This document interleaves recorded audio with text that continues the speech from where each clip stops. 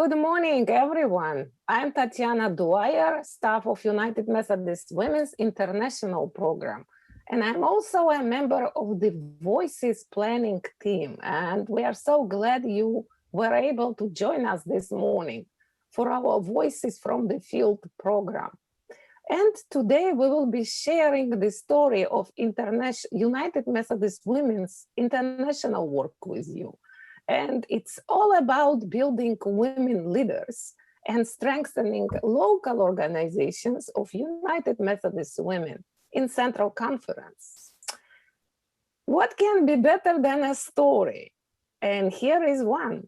In 2018, I was on a long international flight to Mozambique, attending a Pan-African gathering of women organized by United Methodist Women. And Mozambique is one of the most beautiful countries in Africa, but it's also one of the poorest.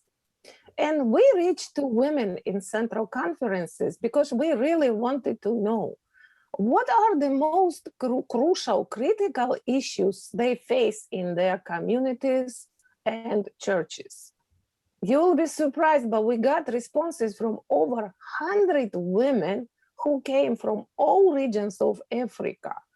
And they talk about their priorities and needs. And what we learned, we later implemented. And women told us that they need leadership development, how to be leaders in their churches and communities. They needed economic empowerment and, of course, marketable skills to succeed in this very quick and fast-pacing environment of the 21st century. And this was only the first of 3 regional and global consultations which we organized, because in a time of so much change around it, it was really critical for us to hear directly from the women. And who are these women? They struggle to feed their families and send children to school every day. They are impacted by climate change and now the COVID pandemic. But they are finding solutions because they are leaders, they are problem solvers, caregivers, and change makers. And our regional missionaries support them as they together find durable solutions to improve their lives and livelihoods. Currently, we have 6 regional missionaries in Africa, Latin America, and Asia working on the issues that women prioritized. And today, our regional missionaries will share their work with you. So you will hear how your generous gifts help women throughout the world. Voices from the Field is our new virtual series that was created to tell you the story of United Methodist Women global work. And what I personally love about Voices program is that brings voices of real people directly to you. So they tell you the story of our work, not us. And it's the story of complexities, realities, successes, and opportunities. This is also the story of mission giving at work. And now please meet the regional missionaries, Andrea Rocha Soares, Catherine Akeley, and Finda Kuiva. And unfortunately, Elmira Selu won't be joining us today because of a tragic recent loss in her immediate family. She really needs all your prayers, so please pray for her and her family in this very difficult time for her. To honor Elmira, we will still share her information, and Finda Kuiva, our regional missionary also based in Sierra Leone, will be presenting Elmira's content. Welcome.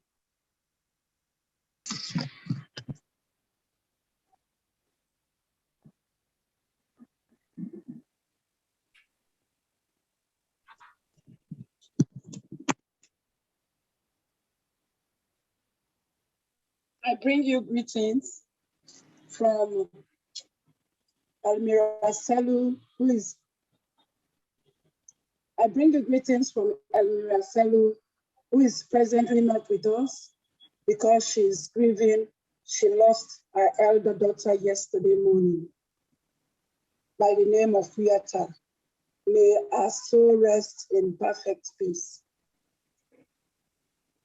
On behalf of Elmira, I bring you greetings from the women of East and West Africa. They are so excited that United Methodist Women is working with them.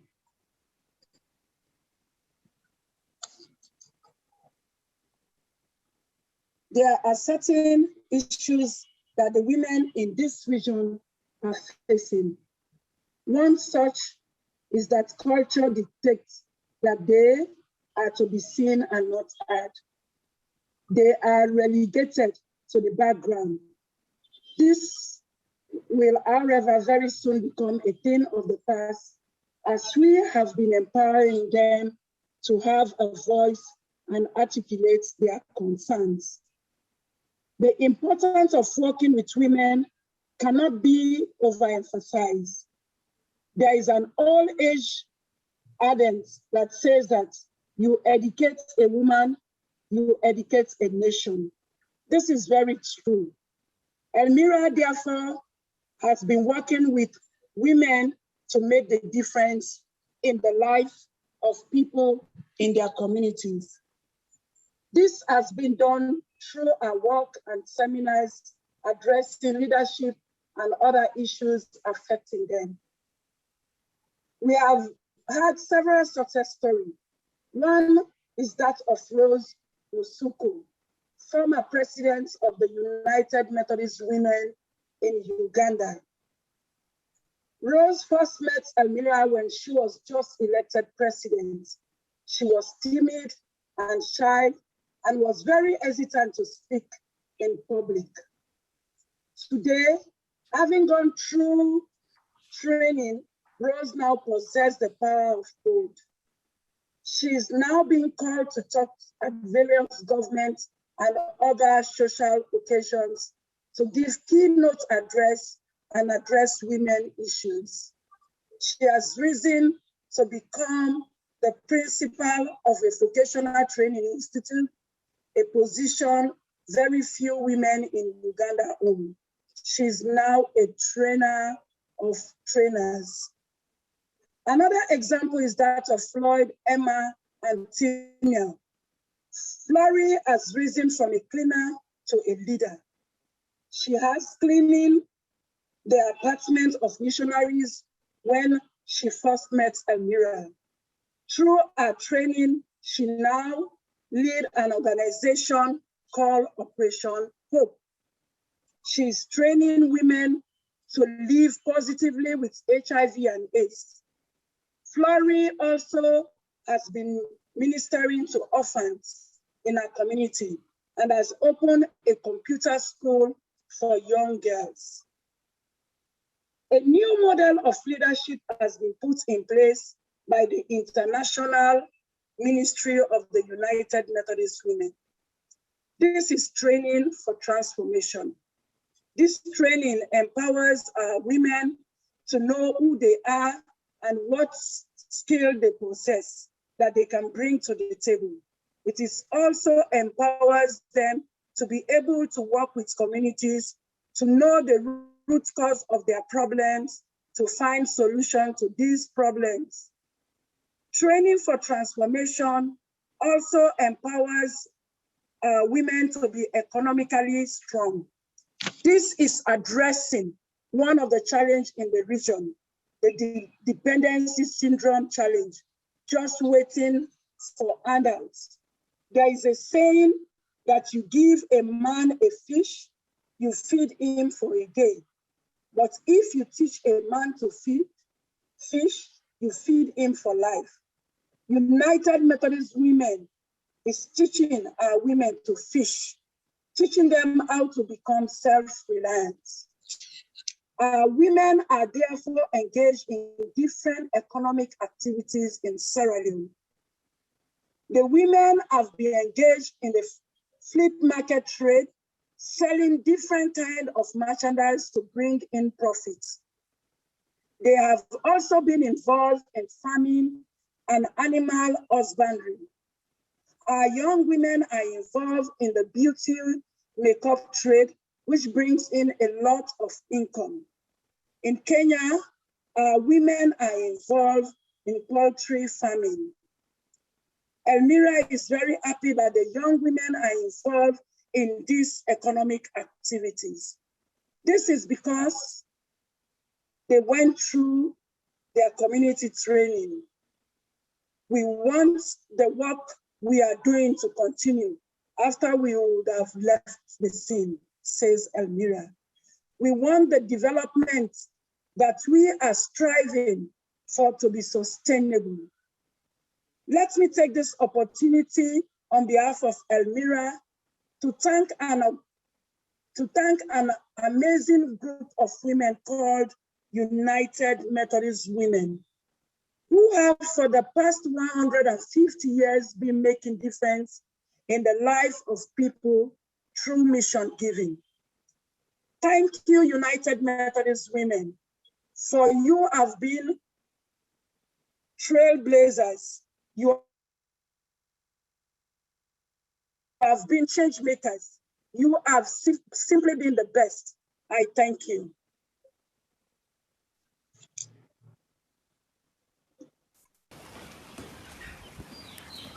This is Evelyn and Wire, United Methodist Women President, and this is my team. We are introducing you the Busia Women Livelihood Project, and this is our two-story chicken house still under construction. Yes. We are moving on, and this is our incubator, which can carry 1,056 eggs, but right now we already have 400 eggs in it, in the process of hatching. And then this is our backup generator. In case the electricity goes off, it takes over. Electricity is a problem in this place. It's normally on off. So we are moving on. We are moving on, and this is our feeds. Feeds are expensive here, but we are managing. It's really expensive, and the chicks are feeding like so much. They feed a lot. So they are growing very fast. We are moving on to our chicken house. We have to climb a little bit because it's a two-story. We did this because of space. We did it because of space. Now over to part of our chicks here. They are partitioned, and this is just one partition. They are feeding here. These chicks are 2 months old. We purchased them when they were only 1 day old. As you can see, this is 2 months, but they have grown big. They feed a lot, so they are ready to be given out, and we are giving them out on 20th this month, which is just 1 week from now. We are giving it out for the first lot that will benefit is 20 women who will take these, and they will also rear them. When they grow, they will produce eggs, of which we take back the eggs. We put in the incubator for hatching. They will be given more chicks and to others. So we wish it to expand. It will expand because it's a sustainability project, and I know it's going to work. And we also have given out fertilizer and seeds for vegetable planting for two women who are already ready with their farms, and they are just waiting for the rains, and then they will grow their vegetables. So we thank the United Methodist Women team through our regional missionary, Ricciarocha, who made it possible for us. We have around 280 chicks that are going to be given out to the women on 20th, just a week ahead. We love you so much, United Methodist Women, and we thank you for this project. I believe and I know it's going to spread to other districts. As the women project, I know this is going to spread, and it will really improve our livelihood because most of the women are poor. God bless you so much.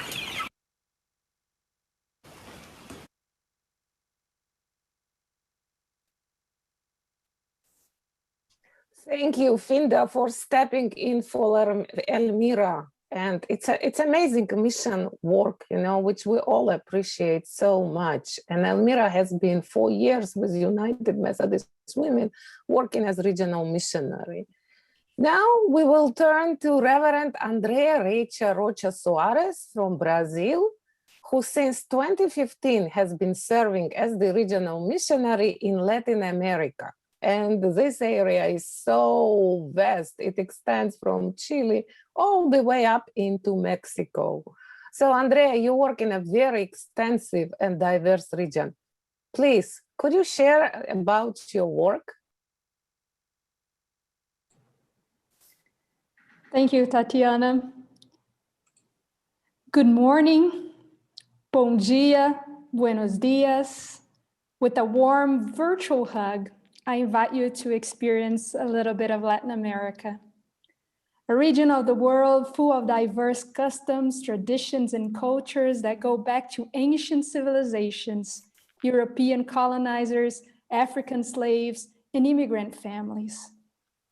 Latin America has many talents, and it has shared this with the world through its salsa and samba, ceviche and tacos, Gabriela Mistral and Isabel Allende, and much more.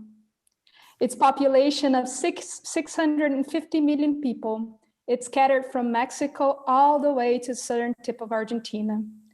And many more Latin Americans have chosen other parts of the world to call home. The region is also home of a rich ecosystem composed of fauna and flora that are present in desert, jungle, mountains, and the coastal lines. All these multiple spheres are surrounded by beauty, but they're also intertwined with their complexity. Latin America is a region devastated by political corruption, economic inflation, and social injustice. Its people suffer from the effect of a broken society, yet they're constantly looking for ways to creatively survive and bring fullness of life to themselves and their communities. When the global pandemic hit Latin America in March 2020, it brought a great sense of fear and uncertainty to life. A region that was already unstable saw itself surrounded by greater chaos. Of all the different responses of the situation, let me tell you about one specific Latin America country and its experience. Ecuador was one of the first Latin America countries to hit the global news. Just a few weeks into the global health crisis, Ecuador emerged as the epicenter of the COVID-19 in the region. It did not take much for the country to experience a state of collapse of its health and funeral systems, which exposed many other deeper layers of Ecuador's fragilities in its democracy. As unfortunately could be expected, the Ecuadorian women were and continue to be the most affected in this pandemic scenario. For such a time as this, the women have had to rely on each other for support. Last year, inspired by this sisterhood, the National Women's Association of the Evangelical United Methodist Church of Ecuador started to strategize possible ways to empower the women. The National Women's Association received a United Methodist Women emergency grant. Through the work of its leadership, 6 active women were selected from each of the 21 Methodist congregations in the country, a total of 126 women. Each woman received $40 to support herself in an income-generating activity. For many, the funds helped complement some limited resources they already had. The women's contexts were very different. Some lived in the cities, while others in rural areas. They lived in communities in the Andes Mountains and in the coastal regions. Taking their reality into consideration, the women invested their funds according to their knowledge and expertise. Some women spend their resource on buying animals and seeds, while others use them for food production. Here's the story of one of the women and her income generating project. Araceli is a young lady who just graduated from high school last year. With the funds she received from United Methodist Women and some of her own savings, she was able to buy a calf. In a few months, she will sell the cow and use the money to pay for her college fees. She plans to be a lawyer in the future. On the United Methodist Women website, you can read more about her. As did Araceli, the other women have also invested their United Methodist Women funds in very, very creative ways. Maria bought some chickens from which she'll sell eggs and meat. Gloria bought seeds so she could increase her farming production in order to feed her family and sell the products. Those with cooking expertise spend their funds buying materials and ingredients to make delicious food dishes that could be sold in the community, like Arlene. Other women opted to purchase items that they could resell in their communities. Susanna bought stationery supplies such as pencils, pens, scissors, while Jenny invested in hand sanitizers, bleach, first aid items. These times have called for original and contextual actions that empower women in their communities.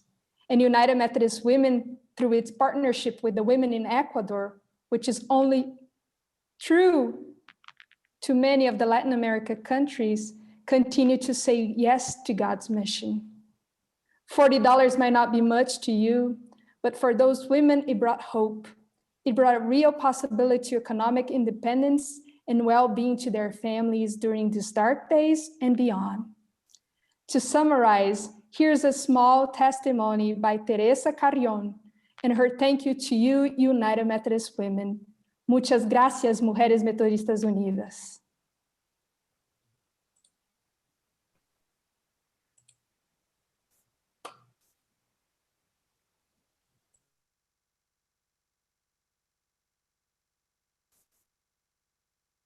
Buenos días, mis queridas hermanas. Les saludo en el amor de Jesucristo y les agradezco mucho el apoyo que me dieron para emprender el trabajo que estoy haciendo en este momento. Estoy haciendo tamales de maíz con pollo y con eso he trabajado. He comprado esta olla y continúo ahorrando para ver si puedo comprarme el molino. Y eso es todo, hermanas, en esto estoy trabajando. Muchas gracias y Dios les bendiga a todos.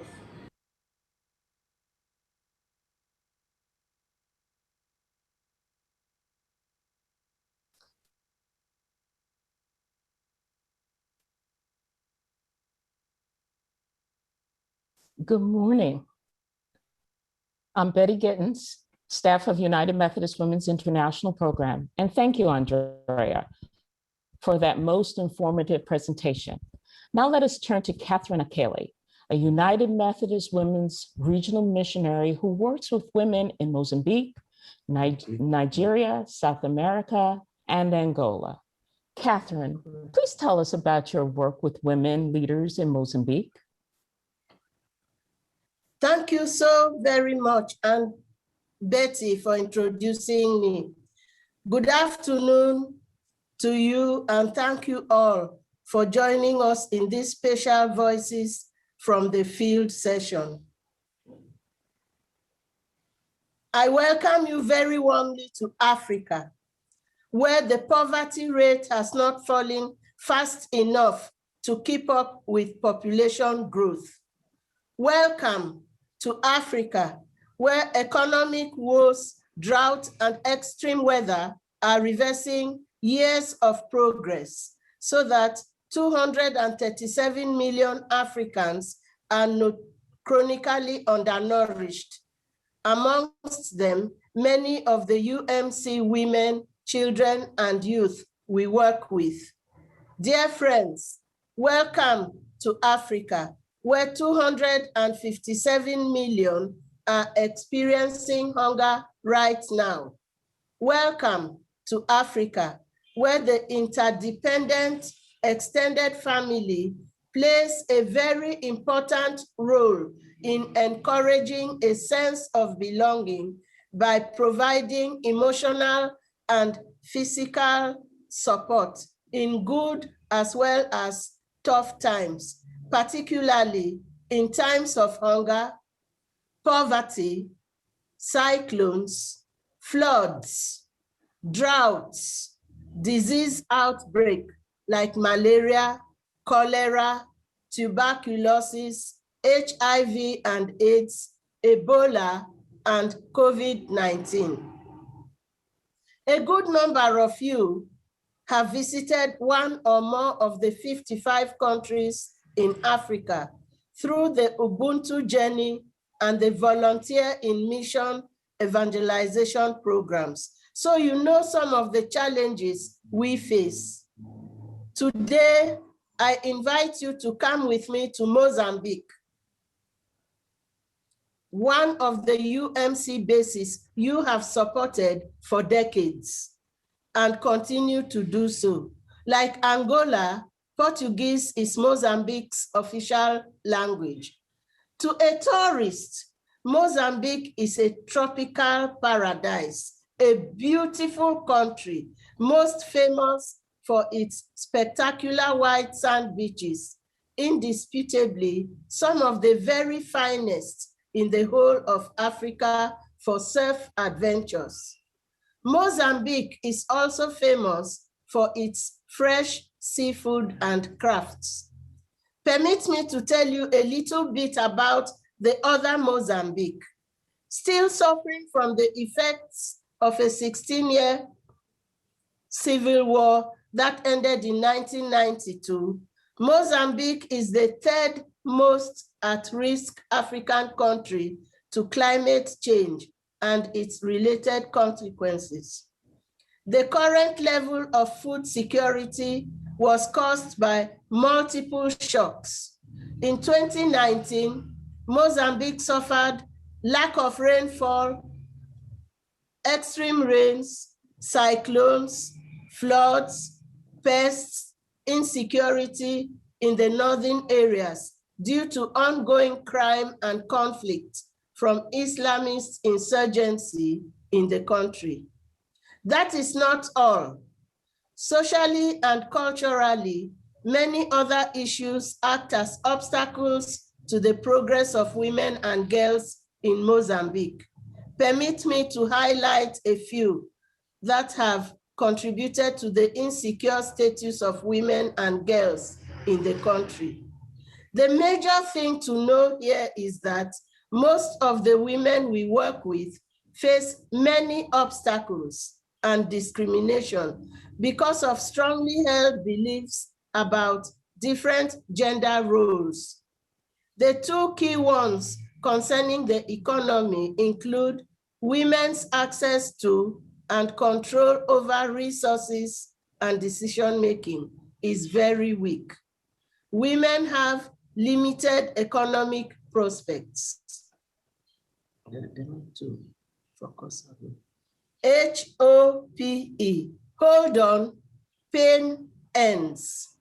But there is hope, teamed with faith, personified in you, the United Methodist Women of the United States of America. Listening to me just now, your regional missionary works to achieve gender equality through a number of visible and compelling leadership development training programs, like Training for Transformation, as well as economic empowerment projects, which include chicken rearing, sewing courses, vocational training centers for school dropouts. But today, we will focus on how empowering poor women economically in a fish farm project allows them to think beyond immediate daily survival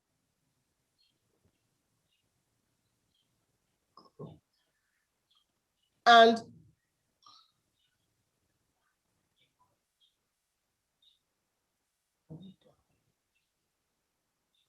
sorry about that. And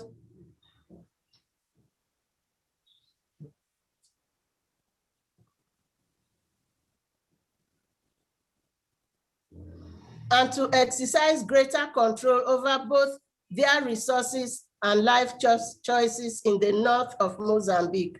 As you will see and hear in the women's own voices, this fish farm project has what women need to change lives as it opens the door to opportunity.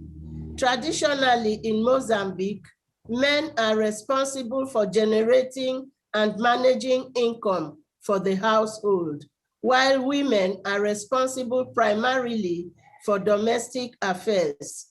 The United Methodist Women is working to change that by supporting a female fish farm project in the north of Mozambique.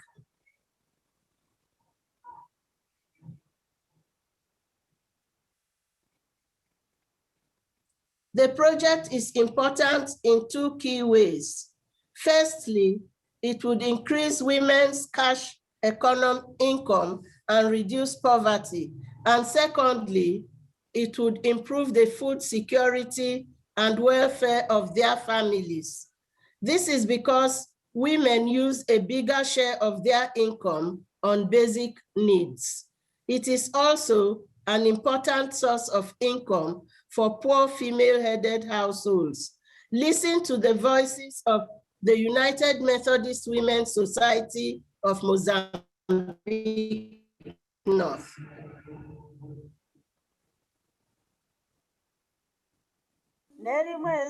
Video.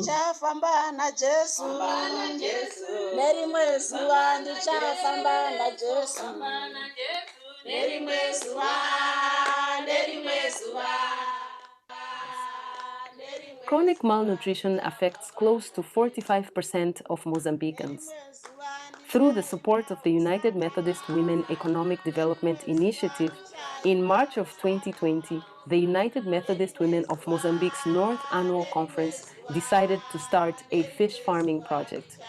They bought 5,000 units of tilapia fish and worked with community leaders to choose a piece of land and staff for the project. As soon as the project started, the country went into a state of emergency due to COVID-19.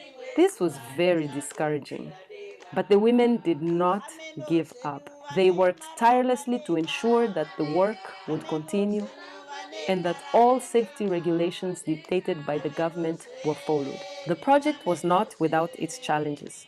Due to the lack of a feasibility study, the project did not foresee that salamanders and birds would eat the fish if fish tanks weren't covered adequately. Additionally, staff had to travel for hours just to buy fish food. The women immediately contacted a local technician to help address the problems encountered. They also have him come to the farm regularly to avoid future problems. The women are now thinking about how to make the project more sustainable and hope that with the next round of the economic development grants, they will buy a feed-making machine and a freezer. With the feed-making machine, they can provide fish food for their project, sell some of the food and use the profits for maintaining the machine and for the expansion of the project. The freezer will help preserve the fish, which will be sold in Gondola Town, where there is a market for it. This will be the United Methodist Women's small way of contributing to the reduction of the malnutrition problem that Mozambique faces. The United Methodist Women of Mozambique's North Annual Conference thanks you for your support.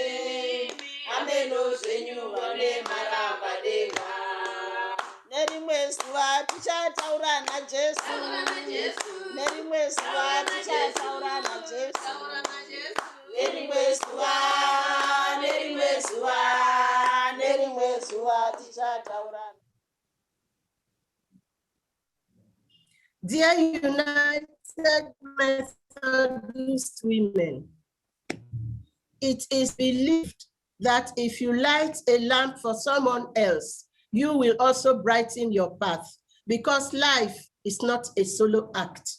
It is a huge collaboration. That is exactly what you are doing through your giving. And I hope you come back to this platform to listen to my next presentation on some other aspects of the work I do as a result of your financial support. Not only does your giving accomplish a lot for the most needy, but it also addresses the deepest inequalities faced by women. The fish farm story is only a tip of the iceberg of how well you treat people thousands of miles away who have nothing in common with you except their faith in Jesus Christ. And also because, like you, they are created in God's image. Thank you for being here today and taking the time to listen to what we had to say. I wish you all a blessed day as I leave you in the company of Rosina.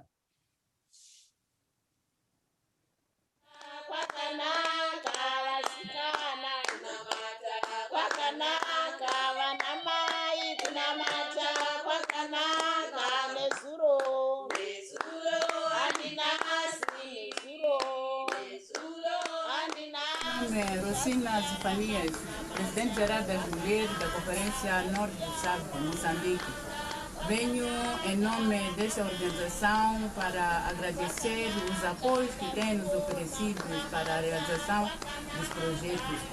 As mulheres estão a melhorar as suas vidas, principalmente na parte de corte e costura. Nosso muito obrigado. Obrigado, Deus abençoe. Ndaziona kunamata kwakanaka, zvasiyana kunamata kwakanaka, vanamai kunamata kwakanaka.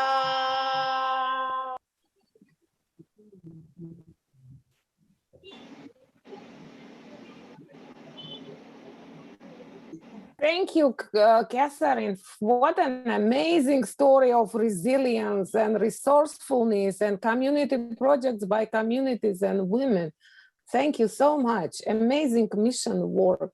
And now we turn back to Finda Kuiwa, our regional missionary who is based in Freetown, Sierra Leone. It's her home country and she's been working and serving United Methodist Women. She's been working with youth and young women for years through Sub-Saharan Africa. Please, Finda, share the highlights of your work. Good afternoon from my end, and welcome to our Voices from the Field today. The United Methodist Women Regional Missionary Leadership Development Initiative in Sub-Saharan Africa focuses also on young people's empowerment training and leadership development, which has served as a roadmap in getting young people into leadership in the church, society, and in Africa generally. Young people, and more so young women, form a major component in the church and society in Africa. Young people are involved in most of the things they do. Their participation, however, in the church was faced with tremendous challenge, like holding on to the tradition that young people are to be seen and not heard, and also considered as second-class citizens in their own countries and communities, giving them no rights to their own decision or be part of the decision-making table, even if it means decision about them. But with the intervention of United Methodist Women, they now feel belong in the church and society and are actively involved at all levels. Thank you, United Methodist Women, for making that happen. The Young Women's Network initiative to empower young women in the United Methodist Church and in societies in Africa was and is an initiative of United Methodist Women established way in the year 2000 by Bishop John K. Ambasu of blessed memory, your former regional missionary, and later me with the focus on leadership development and empowerment for young women. Today, young women are not only seen, but they are considered as part of the church, and they are in different level, different society they find themselves. Their voices is making a lot of positive change in all the areas they are.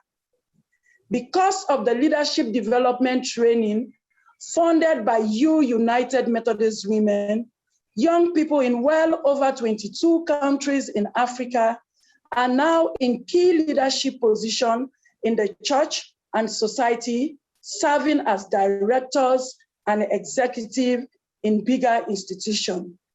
It is very important to know that the future of our society rests with the young people. If they turn out to be poorly groomed, society is bound to fail, or rather remain in an undeveloped state or society. A call which United Methodist Women, has addressed through my work. Today, young people who went through the leadership development training were able to attain their dreams of holding higher position in different offices in their different countries. The mentorship the young women received brought out the good in them that gave young women the confidence that they are able to do that which others can do, which today is a strength for them and emerging young women. Please hear from Kizaya, who is now the General Secretary of the Council of Churches here in Sierra Leone, being the first young woman to earn that position. I bring you greetings from the United Methodist Women Sierra Leone country team. My name is Kizaya Kagbo. I'm a very proud beneficiary of the programs of the United Methodist Women in Africa. They actually gave me the strength, they gave me the capability towards a successful career path through their many leadership development programs, through their mentorship, and above all, through their educational support programs. I've been able to realize the potential that I have in me. So I'm very, very happy and grateful to United Methodist Women, and I'm happy today I'm in a position to give back to society and to help mentor so many young women.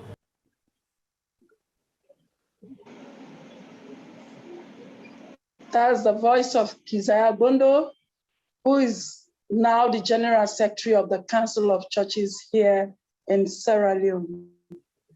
My short-term mission work with young people, the Zulu word meaning I am human because you are human too, gave them the opportunity of serving in their own countries and community, and also identify some of the issues and challenges like unemployment, teenage pregnancy, forced marriage, environmental injustice their communities are facing, as you will see from the other photos. My advocacy work is not just based on inclusion of young people of having the required space they need to feel belong and to be part of the decision-making in the church and society, but also getting young people to speak to the issue they face, like teenage pregnancy, and the rights of them returning back to school after childbearing.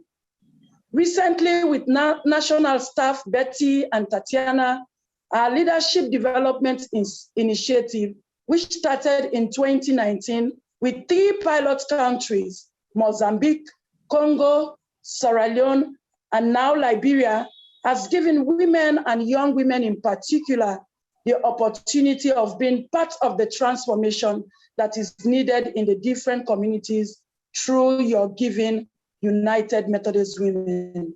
Today, Lourdes and Marcia in Mozambique are all set to reach out to women and young women with a transformation training that will economically empower them to make informed decisions and be self-reliant with the skill they already have. Agats and others in Congo are using their soap making and vegetable growing skill to provide their basic needs without being subjected to any ill treatment as before. This has given them power to make their own decisions. Rachel, Famata, and Augusta in particular in Sierra Leone, who benefited from the economic development grants they received, developed their skills as beauticians and agriculturists, which is presently helping them to be self-reliant. The resources they are getting from the skill, lands, and through their raising of pigs, which is of high demand to meet their basic need and that of their family needs, serve as a key of support for them now as seen in this short video.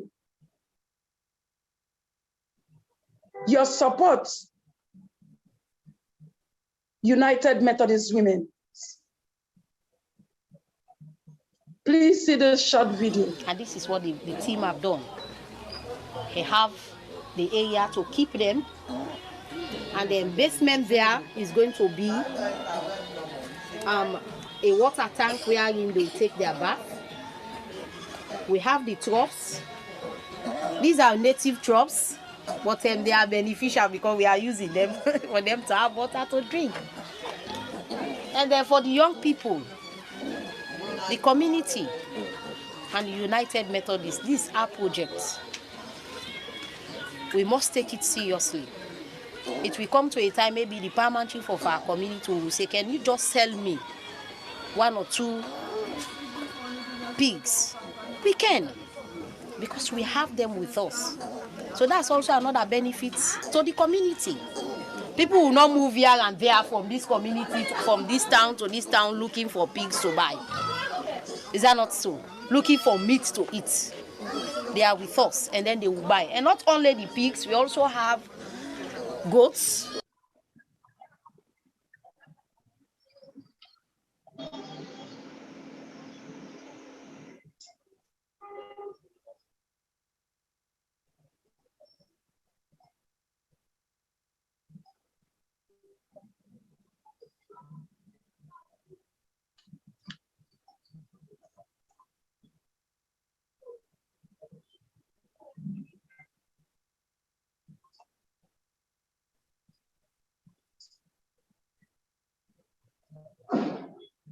That's a short video from Augusta. Thank you, United Methodist Women, for providing meat for God's children. Your support, United Methodist Women, to the Liberian women and young women is making a tremendous impact in the life of women, children, and young people, ranging from self-empowerment through the skills they are learning and empowering other women. Please continue to look at the United Methodist Women website for upcoming photos and story. Thank you, United Methodist Women, for reaching the unreachable. Thank you, United Methodist Women, for reminding the world that women, children, and young people are part of our world who deserve better life. Thank you, United Methodist Women, for all you do. Thank you.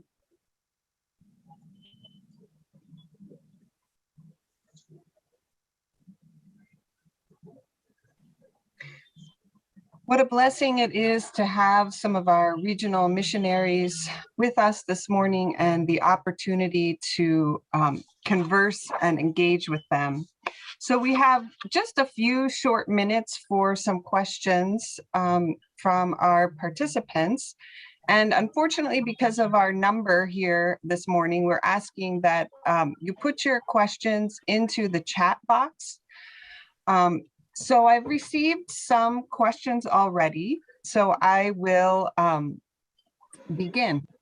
First, we had a question for Catherine, and if I could ask if we could stop the screen share so that we can see our regional missionaries fully on the screen. So for Catherine, the question was, you mentioned 2 key obstacles faced by women in the economic system. What other non-economic obstacles do they face? Thank you for that question. It gives me the opportunity to talk a bit more about the difficulties.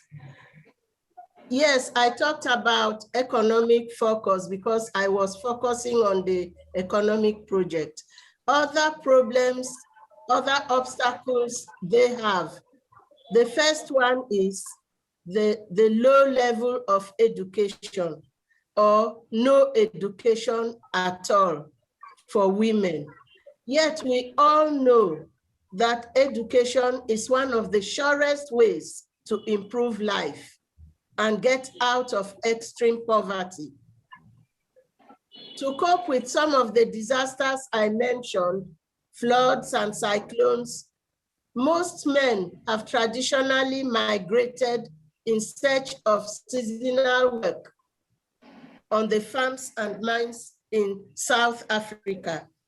Many of these men fail to return. They fail to send money as they promised to cover household expenses. So many of these women become what is popularly known as grass widows. Their husbands are not dead, but they have no life as married women. This migration caused by floods and cyclones has exposed these men to several diseases, such as HIV and AIDS and tuberculosis, which those who care to return transmit to the women they left behind once they return. A new trend of women migrating and leaving their children with grandparents is also emerging, because when they stay behind and the husband sends no money and they have nothing with which to take care of the children, they also go out to search. Girls as young as 11 years have to engage in what is called survival sex in order to have food. Sometimes, of course, resulting in unplanned pregnancies and the fistula. The fistula is very common in the north of Mozambique because many of the girls get pregnant before 14. And when they give birth, their internal organs are ruptured. And so they can't keep urine and they are ostracized from the society. Those are some of the challenges in addition to the two key ones I mentioned, which were economy. Thank you. Thank you, Catherine. We had another question. I'm not sure, hopefully one of you can answer this. Could you discuss UMW supported projects to reverse desertification of sub-Saharan Africa? Okay, in the north of Mozambique, we have such a project.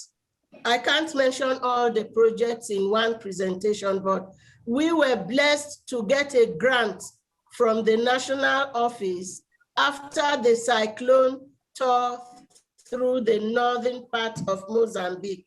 And with this grant, the two young men were employed and they went from village to village to create tree nurseries and to plant trees in those areas that are very easy to destroy when the rains come, when the floods come, when the cyclones come.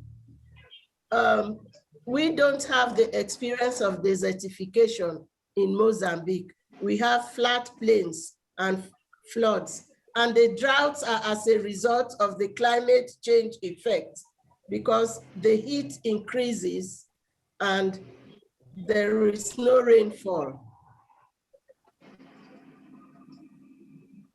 Thank you, Catherine. I'll ask one more question because we're coming to the end of our time, but there will be an opportunity for those who are able to stay on for another 20 minutes. You will have the option to go into a breakout room with one of the regional missionaries. This question is for Finda.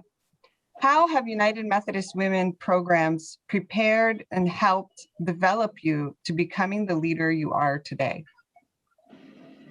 I want to start by saying thank you, United Methodist Women, because one of the most informed decisions I made is when I attended one of the training funded by United Methodist Women. And one of those key ones that I always remember is when I volunteered in 2005 as a global justice volunteer, which I know was a program funded by United Methodist Women. When I went to Encore, coming from Sierra Leone, I thought the issues that we were facing here in Sierra Leone were just unique to Africa. But when I was in Encore and working with migrant women, seeing the challenges they go through, I realized that issues of women should be addressed globally. And so when I returned back as a young person then, I decided saying I need to be working for God's people. And that's where my regional missionary or missionary journey started. Going through the different training was not just empowering for the young people I work with. They also empowered me to stand and talk on issues, even if it means standing alone.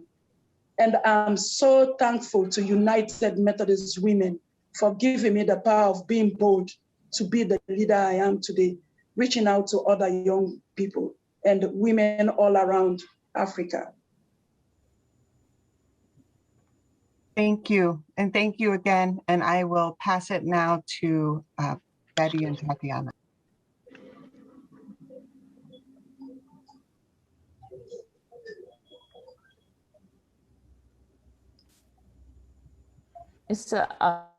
Is Cynthia not going to come on right now? I am. I'm going Thank you.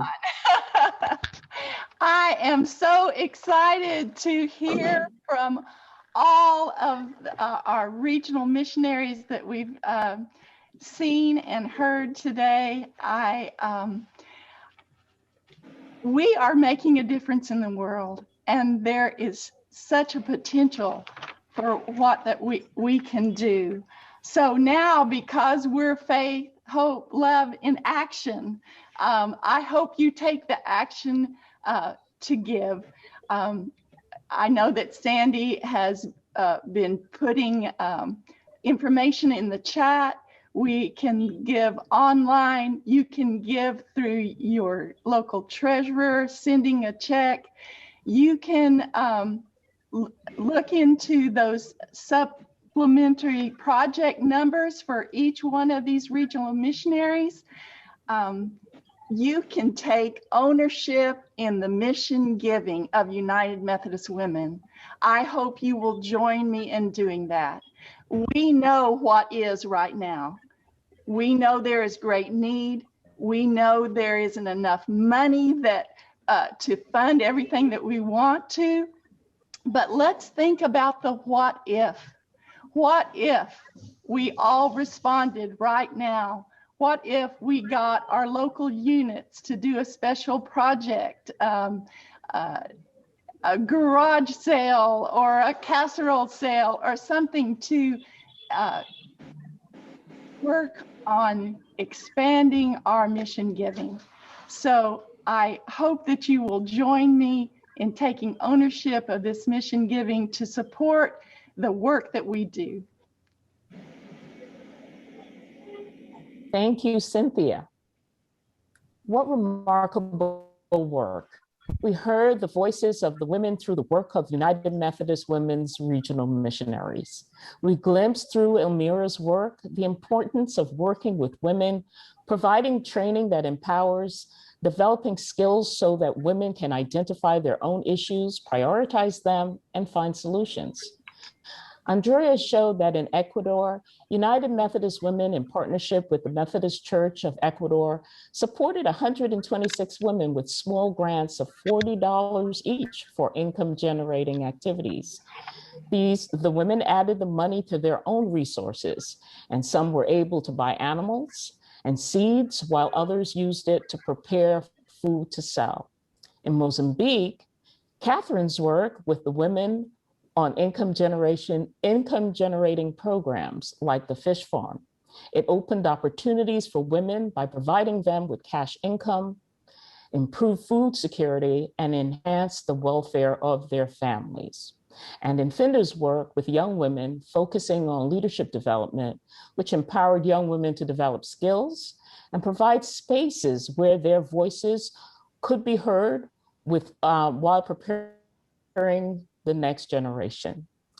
These programs would not be possible without the support of you, local United Methodist Women. This is your money at work in places both near and far. It is your faith, hope, and love in action in our world. I hope you enjoyed and was inspired by this morning's presentation.